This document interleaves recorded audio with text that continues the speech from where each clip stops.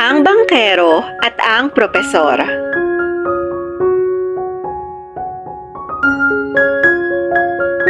May isang matalinong propesor ang nais magtungo sa kabilang isla. Kinakailangan niyang sumakay ng bangka upang makarating doon. Nilapitan niya ang isang bangkero at pumayag itong isakay siya, kapalit lamang ng maliit na halaga. Habang sila ay nasa laot, ay naisipan ng propesor na ipamalas ang kanyang taglay na katalinuhan. Ipinagmamalaki niya na mayroon siyang mataas na pinag-aralan. Pagkatapos ay nagumpisang tanungin ng propesor ang bangkero, "Nag-aral ka ba ng heograpiya?"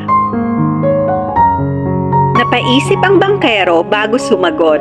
Hindi niya naiintindihan kung ano ang ibig sabihin ng mga salitang iyon.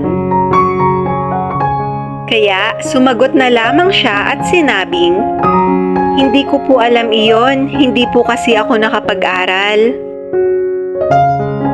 Muling nagsalita ang propesor, "Naku, alam mo ba na 20% ng iyong buhay ang mawawala dahil sa kakulangan mo ng kaalaman sa bagay na iyan? Computer, marunong ka bang gumamit nun at iba pang mga makabagong teknolohiya?"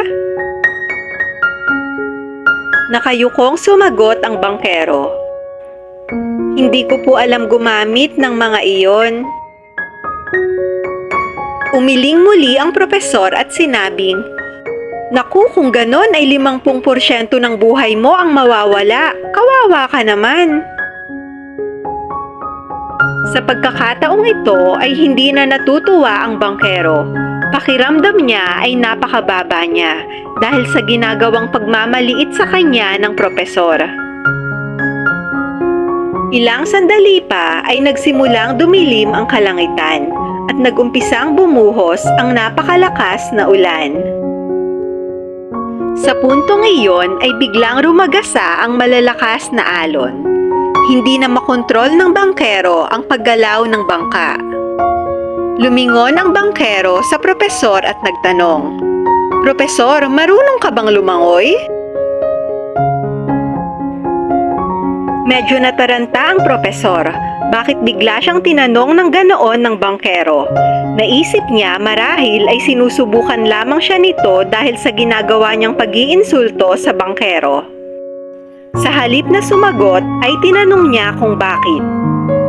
Sumagot ang bangkero, "Sapagkat lulubog na ang bangka, dapat ay marunong kang lumangoy dahil kung hindi ay 100% ng buhay mo ang mawawala."